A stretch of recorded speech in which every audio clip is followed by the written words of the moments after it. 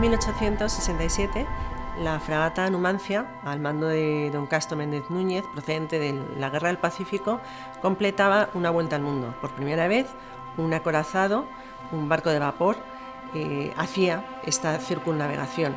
Y esto sucedía más de 3 siglos después de que otro gran marino español, Juan Sebastián de Elcano, hubiera completado por primera vez en la historia, y como una de las grandes gestas navales de la historia de la humanidad, completara la vuelta al mundo, navegando por todos los mares del planeta, partiendo de Sanlúcar de Barrameda y regresando exactamente 3 años después al mismo puerto de Sanlúcar en 1522, el 6 de septiembre de 1522.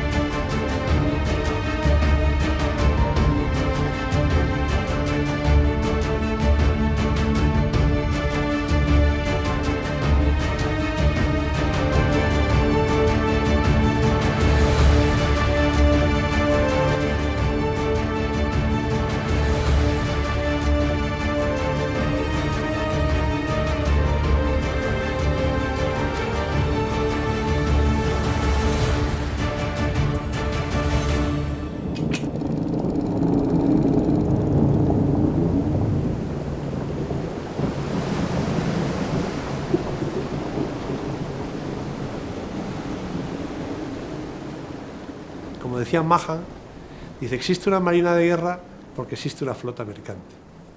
De ahí España fue la que inventó las flotas para transporte y las armadas para protegerlas.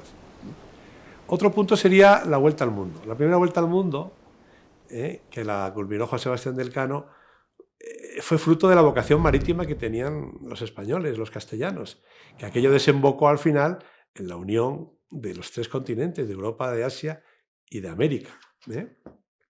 Un tercer punto que diría yo es lo que hemos hablado, de que España estaba a la cabeza de las ciencias náuticas. Pues repito la frase de Europa aprendió a navegar en los libros españoles. Y el último es que España era un imperio porque era un imperio marítimo. Y se puede considerar, en mi opinión, la sucesora del imperio de Roma, marítimamente hablando.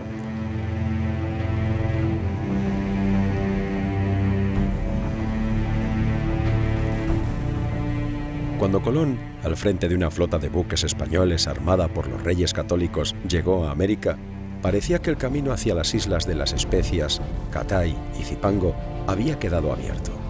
Aunque el mundo cultivado de entonces conocía desde la Edad Clásica la esfericidad de la Tierra, muchos temían navegar por océanos desconocidos, y no se contaba con datos que permitieran hacerse una idea real del diámetro de la Tierra.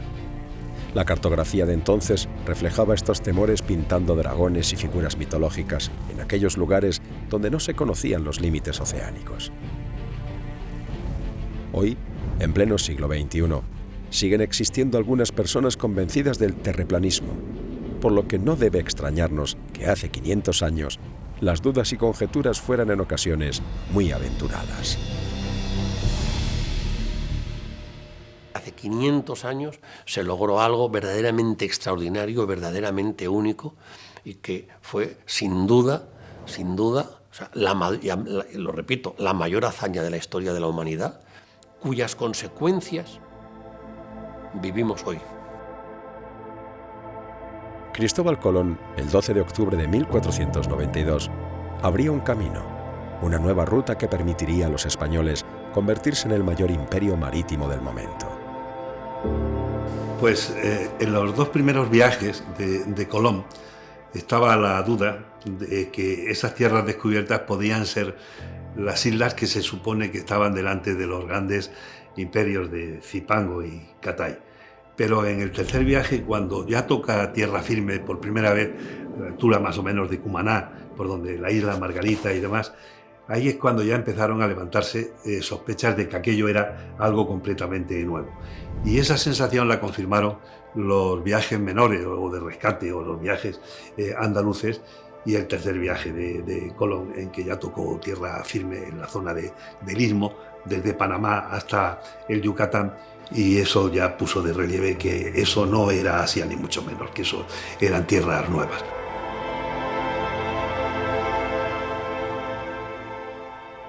Durante 2 siglos la monarquía hispánica, marinos y soldados españoles, en pequeños buques de vela, se lanzaron a explorar, cartografiar, conquistar unos océanos desconocidos que prometían riquezas, fatigas y gloria, sobre todo gloria, sin límites. Se pasaba de un océano conocido, el Atlántico, a otro desconocido por los europeos. La Mar del Sur, bautizado así por Núñez de Balboa, una enorme masa de agua que hoy conocemos como el Océano Pacífico. Una vez que Magallanes encontró el paso entre ambos océanos, atravesando el estrecho que lleva su nombre.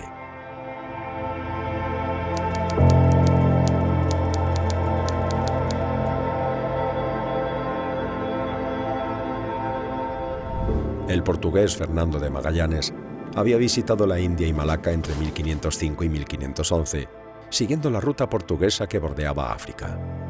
La inmensa riqueza de las islas de las Especias, las Molucas, le llevó a plantear la búsqueda de un paso marítimo bordeando América que permitiese llegar a estas islas navegando siempre hacia el oeste. Con el Tratado de Tordesillas, el 7 de junio de 1494, se había cerrado un compromiso entre los reyes católicos y el rey Juan II de Portugal, en virtud del cual se estableció un reparto de las zonas de navegación y conquista del Océano Atlántico y del Nuevo Mundo, América, mediante una línea situada a 370 leguas al oeste de las islas de Cabo Verde. Con lo acordado en Tordesillas, se evitaba el conflicto de intereses entre la monarquía hispánica y el Reino de Portugal. Se garantizaba al reino portugués que los españoles no interferirían en su ruta del Cabo de Buena Esperanza rumbo a Asia, y que los portugueses no lo harían en las recientemente descubiertas Antillas. El tratado no evitó que los portugueses estableciesen una colonia en el actual Brasil. Cuando ya Núñez de Balboa descubre el Pacífico desde el Istmo, pues es cuando realmente empieza la preocupación de España por llegar, por acceder al Pacífico, porque el Pacífico está comprendido en el protocolo firmado con Portugal para la expansión de los dos grandes imperios. Esto es una cosa que probablemente la gente hoy no entiende, pero la realidad es que en ese momento los dos grandes imperios marítimos descubridores eran España y Portugal, y llegan a un acuerdo con sanción del Papa, que en ese momento es también una autoridad absoluta, para repartirse el mundo sencillamente. Como consecuencia del Tratado de Tordesillas, Magallanes viajó a España. Quería demostrar que las Islas de las Especias estaban más cerca de América, territorio de la corona española, que de las costas de Asia. Si estaba en lo cierto, una nueva fuente de inmensas riquezas se abría para los españoles. No había rutas alternativas cuando Magallanes se presenta aquí en España ofreciendo una nueva ruta. La única ruta que se conocía era la que seguían los portugueses por el Atlántico y luego por el Índico hasta la India y después hasta Malaca, y desde Malaca hasta el umbral de la isla de las Especias. Magallanes propuso una nueva ruta porque estaba convencido, o por lo menos creía, que al final de América había un paso y que ese paso comunicaba el mar del sur con el mar de donde estaban situadas las Especias, pero no se conocía ni la dimensión de América ni la dimensión del Pacífico. Entonces el argumento de Magallanes era que era una ruta más corta que la que seguían los portugueses, y al mismo tiempo que las Molucas estaban en la parte que el Tratado de Tordesillas asignaba a Castilla. Y así se puso en marcha la expedición, que no era descubrir las Molucas, ni descubrir el Pacífico, ni nada de eso. Era sencillamente abrir una nueva ruta hasta las Molucas. Lo más importante en ese momento es cómo España enfrenta el reto de la navegación oceánica. Hasta ese momento prácticamente toda la navegación, tanto de Portugal como de España, ha sido de cabotaje, muy cerca de la costa, o el Mediterráneo, con sus portulanos, sus angulaciones que van dirigiendo la navegación sin necesidad de un gran aparataje astronómico. Pero la navegación oceánica cambia completamente la situación. Hacen falta buques nuevos, cartografía nueva, instrumentos nuevos. En fin, hay que modificar absolutamente todos los parámetros de la navegación convencional hasta ese momento para poder abordar navegaciones sin divisar tierra, por lo tanto sin puntos de referencia, y durante meses. Cambia absolutamente todo, incluso la alimentación. Carlos I pagó la creación de una flota, la Flota de las Molucas, compuesta por 5 navíos y 240 tripulantes, que partió el 10 de agosto de 1519 de Sevilla, rumbo a las Islas Canarias. El reclutamiento de la tripulación se hizo en Sevilla y estaba conformado por un conglomerado de hombres de diversas nacionalidades. La composición de la tripulación de la expedición de Juan Sebastián Elcano, de Magallanes y de Elcano, es realmente variada. Es interesantísimo comprobar, por los datos que tenemos, cómo hay españoles, portugueses, alemanes, italianos de distintos orígenes, ingleses, irlandeses, belgas, se ha dicho en términos actuales, claro, en griegos, pero también hay de la India, de Mar. Es una expedición compuesta por hombres de distintos países que hablan distintas lenguas, que son súbditos de distintos reyes y, sin embargo, en un momento dado todos confluyen en Sevilla, todos salen desde Sevilla y ahí empieza la gran navegación. Desde Canarias, la flota española tomó rumbo al actual Río de Janeiro, en Brasil, para seguir viaje hacia el entonces desconocido Cabo de Hornos. Inicialmente pensaron que el paso al Pacífico podía estar en el Río de la Plata, pero viendo la corriente, su agua dulce y su poca anchura, la flota continuó su travesía hacia el sur. En la Patagonia argentina, Magallanes decidió que debían invernar. Allí se perdió la nave Santiago, que encalló, aunque pudieron salvarse sus tripulantes. Durante esta estancia en San Julián, Magallanes tuvo que hacer frente a un motín que terminó con la ejecución de 2 capitanes españoles y el abandono de Juan de Cartagena y de un clérigo a su suerte. Cuando llegaron a la embocadura del estrecho de Magallanes, la nao San Antonio desertó y regresó a España. El viaje por el estrecho que hoy conocemos como de Magallanes fue terrible, y la vida a bordo muy dura por causa del frío casi glacial y la mala mar, lo que hizo mella en los buques y en los hombres. Magallanes era un buen marino, pero un mal capitán. La principal dificultad que encontraban era que, así como conocían muy bien, digamos, la esfera en el hemisferio norte, en el hemisferio sur era completamente desconocido. Y empezaron a darse cuenta cuando cruzaban el Ecuador hacia el sur, que el cielo cambiaba, que ya era completamente distinto.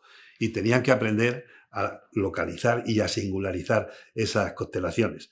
Muy pronto apareció la Cruz del Sur, que fue clave en la navegación del hemisferio austral, con una función similar a la de la estrella polar en el norte. Y las dificultades que encontraban eran justamente esas, que no se conocía el cielo, no había puntos de referencia, y luego había otra dificultad esencial, y es que no había un instrumento capaz de medir la longitud, de manera que los marinos tenían que navegar, digamos, a la estima para poder fijar la situación del navío. Y en eso la latitud pues, jugaba un papel fundamental. Podían medir más o menos la velocidad, podían tener más o menos una idea del rumbo que seguían, pero la latitud sí necesitaban saberlo con exactitud para tener una idea aproximada de dónde estaba el barco. Y eso tenían que hacerlo observando el cielo. En una terrible travesía, la flota de las Molucas logró atravesar el estrecho de Magallanes, arribando por primera vez en la historia al Pacífico para afrontar una navegación de 3 meses, en la que descubrieron la isla de Guam. La enfermedad, el hambre y todo tipo de problemas se cebaron en los marinos de la escuadra española.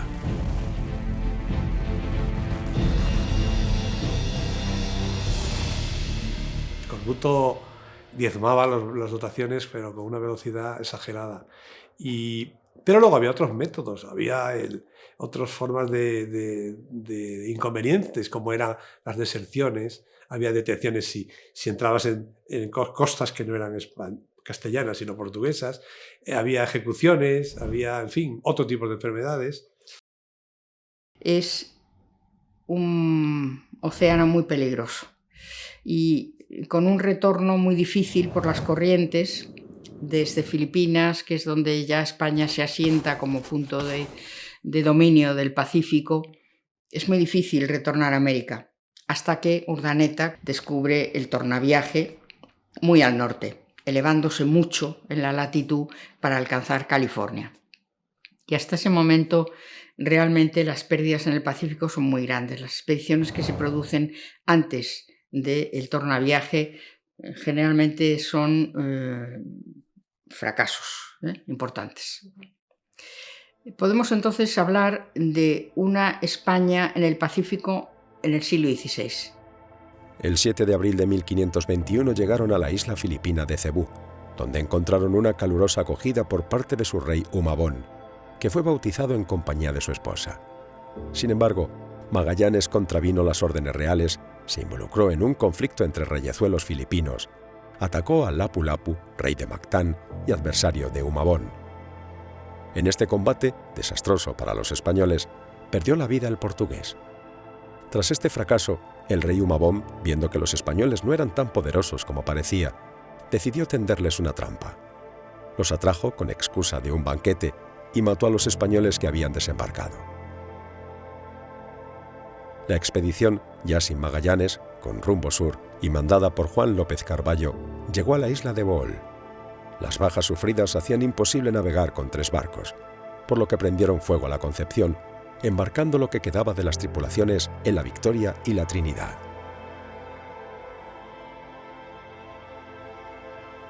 La expedición navegaba sin rumbo claro. Carballo había seguido una derrota confusa que no los llevaba a las Molucas. La falta de liderazgo de Carballo hará que sea depuesto tras hacer escala en Brunei, el actual Borneo. El nuevo jefe será Gonzalo Gómez de Espinosa, mientras Juan Sebastián Elcano se hace cargo del mando de la nave Victoria. Se sigue la orden inicial, llegar a las Molucas y volver a España cargados de especias. El 28 de octubre arribarán a Mindanao, donde embarcarán 2 pilotos nativos. 10 días después, ya veían los picos volcánicos de las Islas de la Especiería. A su llegada a Tidore, los españoles fueron muy bien recibidos por el rey local, Al-Mansur, al que enseguida llaman Almanzor. Era musulmán porque los árabes habían llegado mucho antes allí para comerciar con las especias. Los portugueses, de los que no estaban teniendo noticias, no debían haberlo tratado muy bien, porque el rey les pidió que se quedaran para protegerle de estos. No solo ofreció vasallaje a Carlos I, sino que incluso propone que Tidore pase a llamarse Castilla. Por fin parecía parecerse el éxito en aquella difícil expedición en busca de la ruta de las especias. Las especias fueron en aquella época un gran objeto de deseo. Eran de un valor incalculable, superior al oro. ¿Por qué?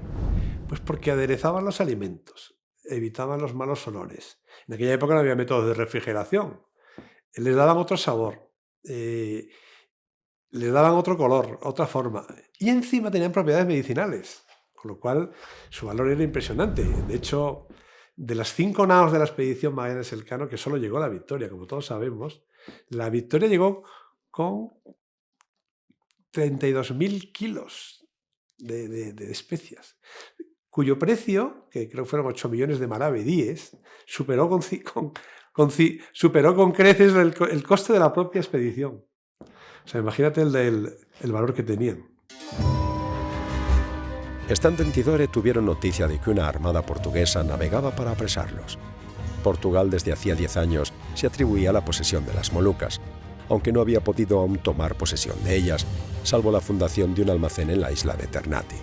Los españoles aceleraron su salida. El 25 de noviembre empezaron a cargar las naves de clavo, partiendo el 8 de diciembre rumbo sur, con cientos de canoas rodeándoles en la despedida. Al zarpar, a la Trinidad le cuesta navegar, hacia aguas de forma muy peligrosa. el rey Al-Mansur dispuso buzos para localizar la avería.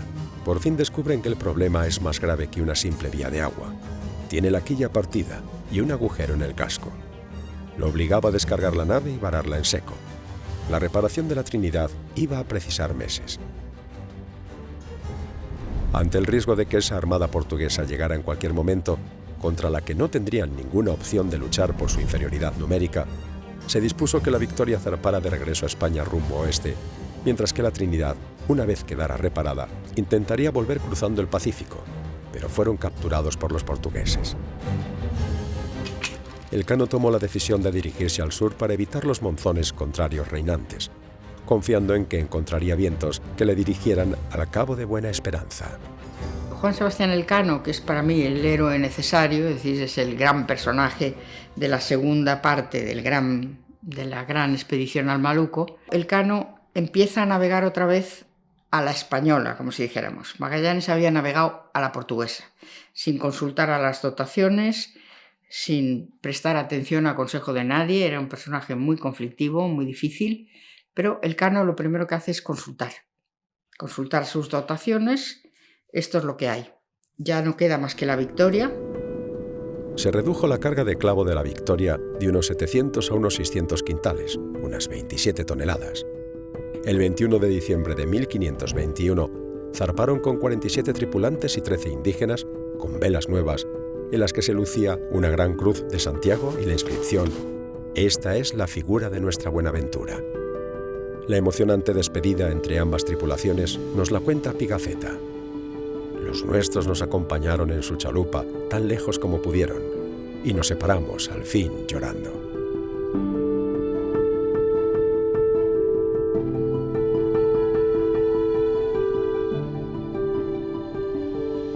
En mayo de 1522, Elcano dobló el Cabo de Buena Esperanza rumbo a Cabo Verde, donde logró, sin contar su hazaña ni su derrotero, ayuda del gobernador portugués del archipiélago, estivando agua y víveres, pero teniendo que huir cuando en el tercer viaje de la barca que carga los suministros, los marineros españoles que la tripulaban fueron apresados por los portugueses. El 6 de septiembre de 1522, 18 de los casi 250 hombres llegaban exhaustos, hambrientos y enfermos a bordo de la nao Victoria al puerto gaditano de Sanlúcar de Barrameda, tras recorrer 80.000 kilómetros, en una travesía de más de 3 años. El joven cronista italiano Antonio Pigafetta, miembro de la tripulación, nos legó su crónica de la primera vuelta al mundo. Relazioni en torno al primo viaggio de circunvallazione, la primera narración de este increíble viaje. Fueron recibidos como héroes y Elcano colmado de atenciones por el emperador Carlos, que le dio como escudo de armas la imagen de un globo terráqueo en el que se podía leer «Primus circumdediste me», el primero que me rodeó. En 1525, Elcano se embarca de nuevo como piloto en una nueva flota rumbo a las Molucas bajo el mando de García Jofre de Loaysa, compuesta por 6 naos, un patache y 450 hombres. La expedición le costó la vida a Jofre de Loaysa y a Elcano, siendo los pocos que se salvaron del accidentado viaje apresados por los portugueses en Tidore, Indonesia.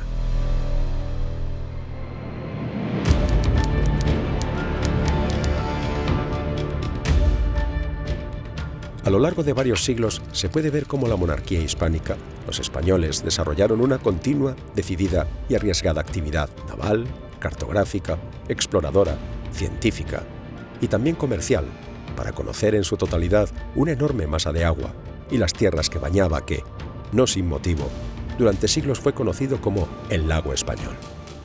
Unos conocimientos y posesiones que siempre fueron codiciadas por las otras grandes potencias de aquel tiempo. En estos éxitos tuvo sin lugar a dudas un papel determinante la creación de la Casa de Contratación por los Reyes Católicos. La Casa de Contratación, que se fundó en 1503, pretendía centralizar la regulación de la navegación, del comercio, de las naos, de los bastimentos que llevaban las naos, de las dotaciones, las normas de navegación, etcétera, etcétera. Llevaba un control sobre todo de la carrera de Indias. Con el tiempo fue ampliando a modo de escuela de náutica, de formación de pilotos, de escuela de hidrografía, taller para elaborar cartas náuticas. En fin, fue un compendio en el que España era pionera en todos todas las facetas inherentes al comercio y a la navegación. Se ha dicho que Europa aprendió a navegar en los tratados españoles y luego además se fabricaban los instrumentos de navegación que eran pues los más precisos, los que más se acreditaban en aquellos momentos. Entonces, desde el punto comercial, institucional, científico y administrativo, la Casa de Contratación, desde mi punto de vista, es una institución clave para la monarquía hispánica. En 1526, Hernán Cortés recibió la orden de Carlos I de salir al Pacífico para recabar noticias y dar ayuda a Jofre de Loaísa y a Sebastián Caboto, localizar a Gómez de Espinosa, trazar mapas y hacerse con especies para su cultivo. En 1527, desde Zihuatanejo, México, a bordo de 3 navíos y con 100 hombres, salió Álvaro de Saavedra Gerón, primo de Cortés, para cumplir esta misión. Al poco de partir, 2 de las naves se hundieron, quedando solo a flote la Florida, en la que iba Saavedra. Tras muchas desventuras lograron llegar a Mindanao, donde encontraron a varios españoles hostigados por los portugueses. En este viaje pasaron por las islas de Missouri y Almirantazgo, por las Carolinas y las Marianas, para luego descubrir Nueva Guinea. Los españoles seguían teniendo los ojos puestos en el Pacífico. El virrey de Nueva España, Antonio Mendoza, armó una escuadra bajo el mando de Ruy López de Villalobos, que partió hacia el Mar del Sur en noviembre de 1542. En su singladura llegó al archipiélago de Revillagigedo, las Islas del Coral, Jardines, hoy Marshall, las Matalotes, Carolinas y Arrecifes, para llegar en 1543 a Mindanao y luego seguir navegando hasta Nueva Guinea. Ruy López de Villalobos moriría en la isla de Amboina. El afán explorador de los españoles era imparable. El 20 de junio de 1545, Íñigo Ortiz de Retes arribó a la gran isla de Nueva Guinea, la tercera isla más grande del mundo tras Australia y Groenlandia, a la que puso este nombre al recordarle la piel oscura de sus habitantes a los de Guinea. Su expedición añadía 800.000 kilómetros cuadrados al Imperio Español. A bordo de la San Juan partió a Tidore para llegar a Nueva España por una ruta nueva. Fracasó en su idea de encontrar el tornaviaje, pero logró regresar a los 3 meses de su partida.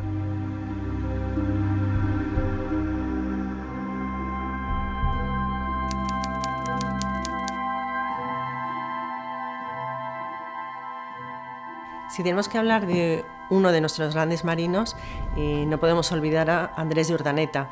Urdaneta es de origen vasco, viajó con Elcano en su último viaje y muchos años más tarde, en el año 1565, logró lo que se había estado buscando a lo largo de toda esa mitad del siglo XVI, que es el llamado tornaviaje, es decir, una ruta accesible a los barcos aprovechando las corrientes marinas y los vientos, que regresara desde Filipinas hasta México, es decir, que pusiera en contacto los territorios de la monarquía hispánica que están a ambos lados del Pacífico. Y este es el origen del conocido como Galeón de Manila, un sistema de comercio que trasladaba productos orientales procedentes de China a través de Filipinas, los llevaba a América y después a Europa, y de la misma manera productos europeos y sobre todo la plata mexicana, muy querida por los chinos, pasaba a través del Galeón de Manila, volvía a través de las Islas Filipinas y llegaba a China. El guipuzcoano Urdaneta se embarcó por primera vez a los 17 años en la expedición en que perdieron la vida García Jofre de Loaísa y Elcano. Se quedó en la isla de Gilolo, trabajando en la reparación de buques, luchando contra los moluqueños y contra los portugueses. En 1535 regresó a España a través de Malaca y Cochín para llegar a Lisboa, dando así la vuelta al mundo. En Lisboa le requisaron sus planos, libros y todo el material acumulado en su larga estancia en Oriente. Pero pudo entregar a Carlos I su relación escrita de los sucesos de la armada del comendador Loaísa desde el 24 de julio de 1525 hasta el año 1535. Establecido en México, tuvo diversos cargos en la administración del territorio hasta que en 1553 ingresó en la Orden de los Agustinos.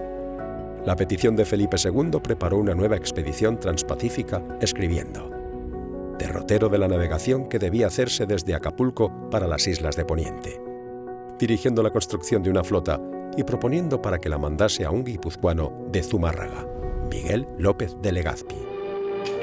Legazpi, casi sexagenario, encabezó la expedición invirtiendo una parte de su fortuna en armar la flota.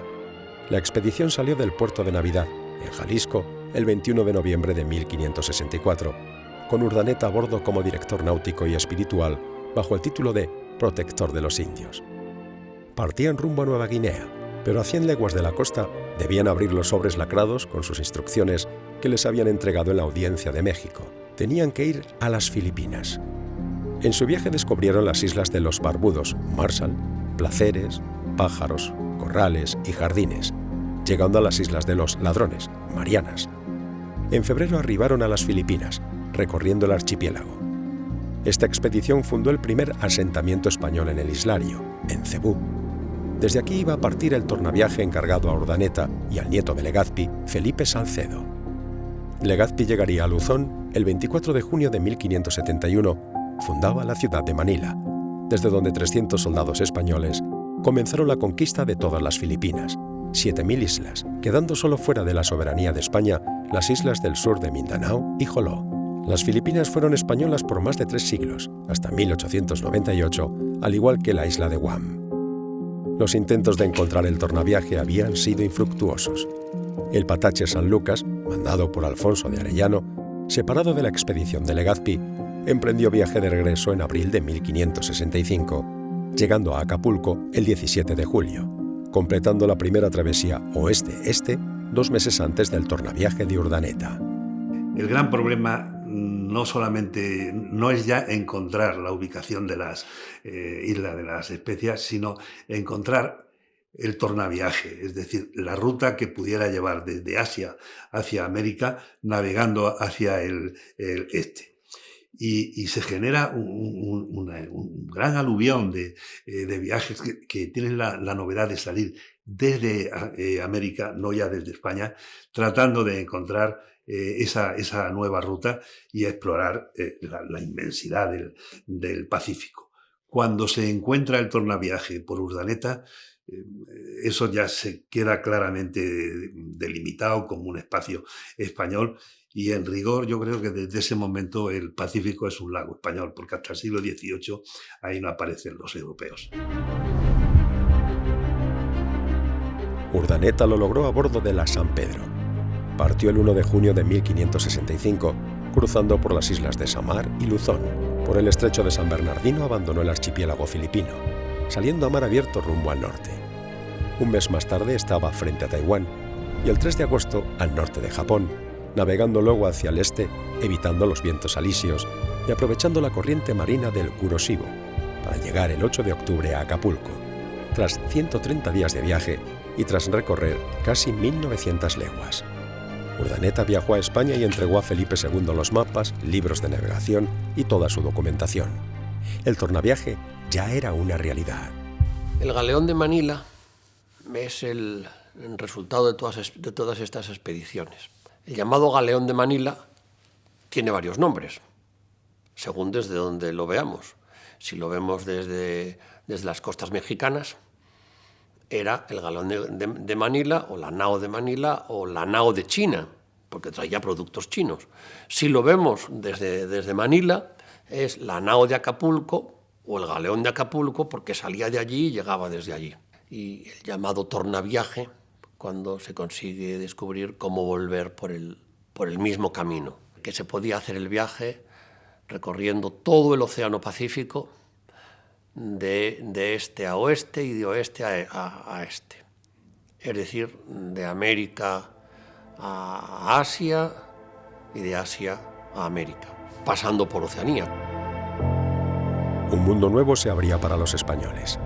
La expedición de Juan Ladrillero, 1557-1558, logró cartografiar el laberinto de archipiélagos, fiordos y senos patagónicos de la punta sur de América. Ladrillero murió al poco de entregar a Felipe II su informe titulado Descripción de las costas del Mar Océano desde el sur de Valdivia hasta el Estrecho de Magallanes. Sus informes cayeron en el olvido. A comienzos de 1579, el inglés Francis Drake logró cruzar del Atlántico al Pacífico para atacar Valparaíso, Chile, para luego hundir varios barcos españoles en el Callao. Felipe II envió en 1581 a Pedro Sarmiento de Gamboa con órdenes de reconocer el extremo austral de la Patagonia y Tierra de Fuego, escribir un derrotero y fundar establecimientos para controlar el paso.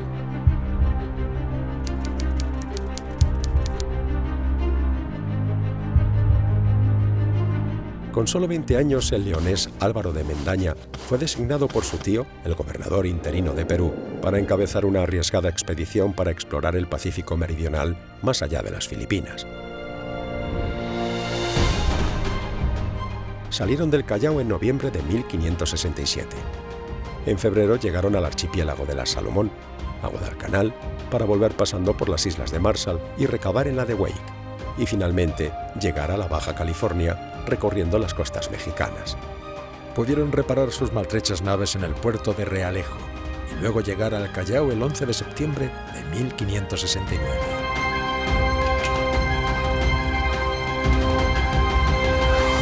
En 1595 volvió a salir Mendaña con 6 naves y 387 hombres, 280 de estos de armas. Iba acompañado de su esposa Isabel Barreto y 3 hermanos de esta, llevando de piloto a Pedro Fernández de Quirós. En este nuevo viaje descubrió las Marquesas de Mendoza, para luego avistar las islas que bautizaron como San Bernardino y La Solitaria, para finalmente llegar a la isla de Santa Cruz en septiembre de 1595. Mendaña pensaba inicialmente que había llegado a la Salomón, aunque luego comprobó que no era así. Una epidemia, seguramente malaria, diezmó a los expedicionarios, entre ellos al propio Mendaña, quedando como gobernadora y adelantada su esposa Isabel Barreto, la primera almirante de la historia. España, desde época muy temprana, los primeros años del siglo XVI, por ley, embarcaron cientos de mujeres hacia América. Algunas de rango elevado, buscando a sus maridos que estaban en misiones en América, pero de todo rango social. Cientos de mujeres que fueron el verdadero arraigo, la verdadera entraña de la expansión americana, española en América. Eso no hay que olvidarlo, ¿eh? Hay grandes personalidades, tema muy poco tratado, muy poco conocido, muy poco estudiado, y es, sin embargo, absolutamente importante. Es decir, la mujer en la expansión americana fue crucial. Cientos de mujeres, con unas aventuras verdaderamente prodigiosas, cinematográficas. Primero, la navegación, que era muy dura en ese momento, y segundo, por montes y valles, a través de las selvas espesas, para alcanzar los pequeños núcleos de población que se iban fundando aquí y allá a la búsqueda de los conquistadores, sus maridos. Mujeres de una valía, de una valentía, de un coraje que verdaderamente es equiparable al de los hombres que llevaron adelante la empresa americana de descubrimiento. Mujer dura y decidida, gobernó a su tripulación con mano de hierro. Logró llegar a Ponape, a las Carolinas y luego a Guam, sin que Barreto permitiese a nadie abandonar las naves. Llegaron al puerto de Cavite el 11 de febrero de 1596, tras 2 meses de penosa singladura y con 50 muertos durante la travesía. Tras muchos avatares, la expedición de Isabel Barreto llegó a Manila. Allí casó con Fernández de Castro, general de la carrera de Filipinas y primo del gobernador de Manila. Con su flota reparada, la expedición de Mendaña regresó a Acapulco, donde llegó en diciembre de 1596. Isabel de Barreto pasó el resto de su vida en una encomienda de indios heredada de su marido Huancano, virreinato de Perú. Murió a los 43 años.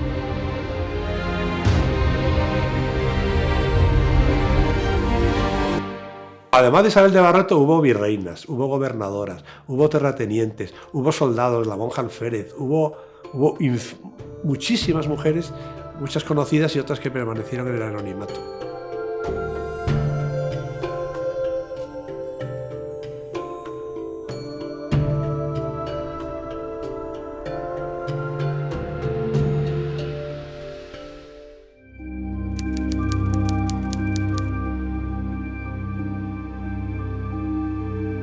Los españoles no solo exploraron el Mar del Sur y sus islas. Felipe II, en 1572, ordenó al virrey de Nueva España que enviase una expedición para recabar información posible sobre China. El capitán Juan de la Isla fue el encargado de dirigir la expedición de 3 galeones para trazar la cartografía de las costas de China, viaje con el que comenzó la llegada de juncos chinos a Filipinas. La muerte de Juan de la Isla y la falta de recursos del gobernador de Filipinas postergó los proyectos españoles sobre China. Juan Pablo Carrión, uno de los conquistadores de Filipinas, propuso la conquista de China mediante el envío de 4 barcos bien armados. En 1574, las autoridades de la provincia de Fujian establecieron contactos con el gobernador de Filipinas, reclamando la entrega del pirata Lin Feng, que no dejaba de hostigar las costas chinas, a cambio de abrir el comercio entre ambas regiones. La fuga del pirata cuando iba a ser entregado y la muerte del gobernador español cerraron las conversaciones. Un nuevo gobernador, Francisco de Sande, propuso un plan de invasión directa de China. En una carta dirigida al Consejo de Indias, en 1576, Sande pedía 5.000 hombres reclutados entre los hombres de armas de Perú y Nueva España. Sande consideraba que China era incapaz de organizar la defensa de su país. Felipe II propuso este proyecto, pero su acceso al trono de Portugal en el año 1580 volvió a poner sobre la mesa la posibilidad de invadir China usando la plaza portuguesa de Macao a solo 3 días de navegación de Manila. Gonzalo Ronquillo, sucesor del gobernador Sande, presentó un plan mucho más realista basado en la información recabada por una embajada encabezada por el jesuita Alonso Sánchez, que fue retenida por las autoridades cantonesas, cansadas de las intromisiones españolas en su país. El jesuita elevaba el número de soldados necesarios hasta los 15.000 e insistía en los muchos recursos que se podían sacar de la campaña. Los castellanos debían invadir la provincia de Fujian. Los soldados portugueses lo harían por la provincia de Guangdong. Proponían que los soldados del rey de España contasen con el apoyo de unos 6.000 nativos filipinos y el reclutamiento de 6.000 mercenarios japoneses. El plan para invadir China nunca abandonó el escritorio de Felipe II. A los ojos de los españoles, la invencibilidad de sus tercios lo hacía perfectamente realizable.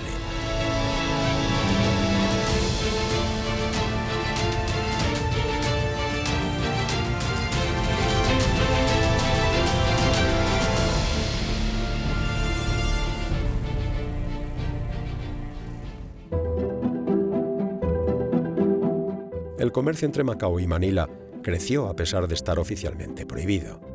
Productos como la seda, tejidos, ámbar, alfombras, etc., comenzaron a llegar a Manila, que luego llegaban a la América española y a España en el Galeón de Manila.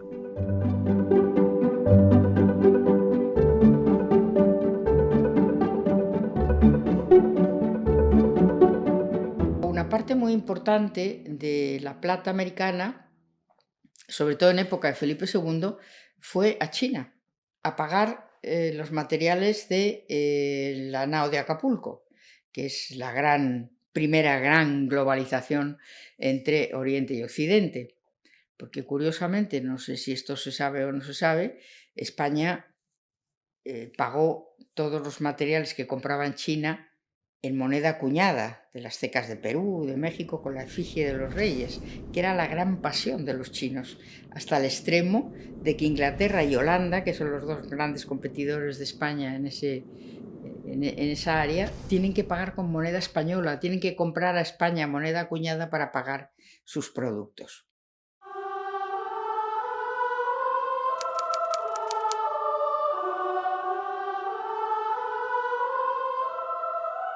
El jesuita Gregorio de Céspedes fue enviado en 1571 a Oriente. En 1577 desembarcaba en Nagasaki. Durante 10 años permaneció en Japón, logrando trabar amistad con japoneses importantes como el daimyo Konishi Yukinaga, al que logró bautizar con el nombre de Agustín. En 1587, el daimyo Toyotomi Hideyoshi decretó la expulsión de los misioneros del Japón. Los jesuitas se refugiaron entre los daimios cristianos de la región de Kyushu. Hideyoshi planificó la invasión de China y Corea, partiendo el ejército de invasión en mayo de 1592, bajo el mando del daimyo Konishi Yukinaga, Agustín, yendo en su ejército 2.000 samuráis cristianos. En secreto le acompañaron Gregorio de Céspedes junto a un religioso japonés hasta la fortaleza de Komungai, cuartel de Yukinaga en Corea. Céspedes permaneció 1 año en Corea hasta que un rival de Yukinaga denunció la presencia del español a Hideyoshi, por lo que Yukinaga se vio obligado a ordenar su regreso a Japón. Las cartas de Céspedes son, en la actualidad, fuentes documentales fundamentales para este periodo histórico en Extremo Oriente. Por Céspedes se conocen los detalles del inicio de las negociaciones entre japoneses y chinos y muchos datos de la guerra, la crucifixión de 20 cristianos en Nagasaki por orden de Hideyoshi. En 1602 fundó la residencia de los jesuitas en Kokura, donde murió. Céspedes pasó un cuarto de siglo de su vida en Japón.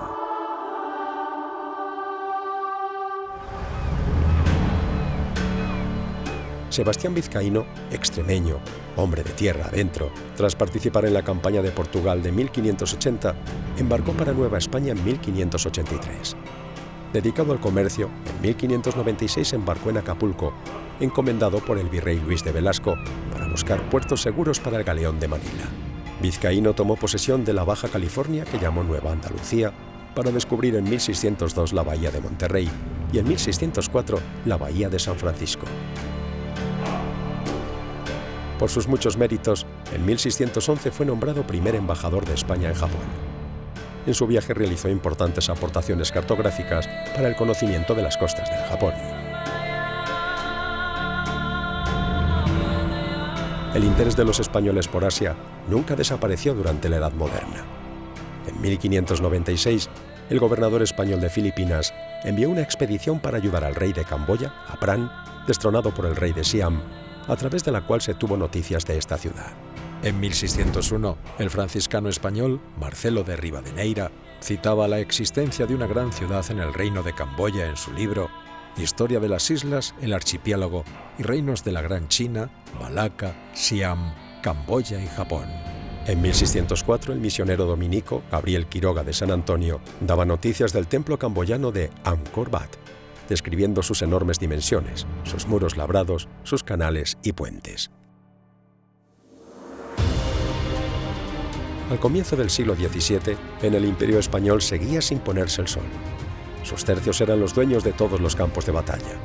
Sus marinos podían afirmar sin arrogancia que habían dominado los grandes océanos del planeta. Pedro Fernández de Quirós era considerado como uno de los mejores pilotos de su época. Quirós había sido piloto mayor con Bendaña. Como muchos marinos de su tiempo, se sintió atraído por descubrir el país de Ofir, la quimérica isla en la que se encontraban las minas del rey Salomón. Para lograr financiación para su expedición a la Tierra Austral, viajó a Roma, donde recibió la bendición del Papa Clemente VIII, papa muy interesado en todo lo relacionado con la cosmografía. Gracias a este viaje logró que Felipe III ordenase al virrey del Perú que sufragase la expedición para descubrir las Indias australes. El 21 de diciembre de 1605 salió de El Callao. Tras varios meses de derrota, en los que encontró numerosas islas menores, los indígenas le hablaron de una gran masa de tierra en el sur. Su segundo, Luis Báez de Torres, al mando de la San Pedro y los Tres Reyes, siguió camino de Australia. Cruzó el Mar del Coral entre las Nuevas Hébridas y las Luisadas para fondear en Tágula, Sideya y en Nueva Guinea en la bahía de Orangerie, para luego navegar por el Golfo de Papúa, recalando en la isla de Manubada, en la bahía de Red Scar y en Port Moresby. Durante 34 días exploró el estrecho de Torres para regresar por Nueva Guinea, cuya insularidad comprobó, yendo a las Islas de las Especias y finalmente a Manila en 1607. Australia y Nueva Guinea están unidas por una plataforma submarina de la que asoman en la superficie en forma de numerosos arrecifes. El paso entre ambas islas se conoce por Estrecho de Torres. 164 años antes que James Cook lograse sortear la Gran Barrera de Coral para acceder a la costa oriental de Australia, lo habían logrado los españoles. Cook era un navegante más que se aprovechó de la potencia emergente que era Inglaterra y con el vigor de esta nación empezó a intentar conseguir el dominio del Pacífico, pero siempre siguiendo las aguas y las instrucciones náuticas que habían hecho los españoles.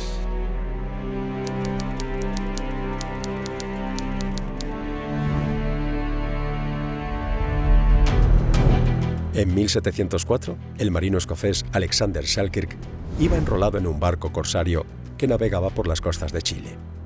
Selkirk fue abandonado por su capitán harto de los motines que éste encabezaba. Fue desembarcado en una isla del archipiélago de Juan Fernández, frente a las costas de Chile, donde logró sobrevivir durante 4 interminables años, disponiendo solo de una Biblia, un cuchillo, un arma de fuego algo de pólvora y algunas herramientas de carpintería, hasta que fue recogido por otro navío. Sus peripecias llegaron a oídos del escritor londinense Daniel Defoe, que escribió Robinson Crusoe. 100 años antes de que Robinson Selkirk llegase a su isla, el navegante español Juan Fernández descubrió y dio nombre al archipiélago, que tendrá su nombre durante su viaje entre Lima y el norte de Chile, sin bordear la costa. Con este viaje mostraba la vía más rápida para unir ambos territorios de la corona de España, pasando el viaje de 3 a solo un mes. Durante el siglo XVII y XVIII, el archipiélago de Juan Fernández fue refugio de piratas y corsarios. En marzo de 1603 partió de Valparaíso una expedición capitaneada por Gabriel de Castilla, almirante de la Mar del Sur, soldado veterano, con la misión de luchar contra piratas y corsarios holandeses que asaltaban los pueblos de la costa.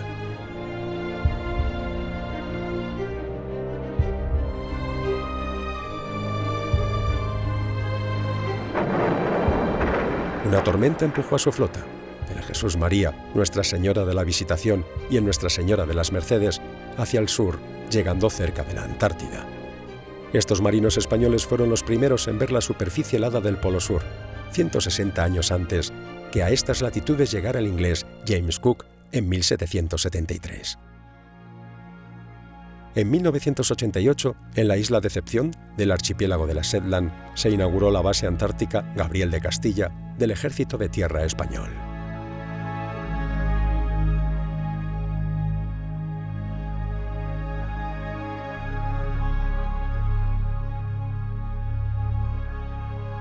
No podemos poner en duda que en los siglos XVI, XVII España fue la gran dominadora de las rutas atlánticas, fue dueña asimismo de las rutas comerciales en el Océano Pacífico, conocido como el Lago Español en aquel tiempo, y solo años más tarde, a partir del siglo XVIII, los holandeses, los franceses, los ingleses podrían establecer pequeños espacios de comercio, ¿no? Porque hasta entonces todo ese gran mundo marino era dominado por los territorios de la monarquía hispánica.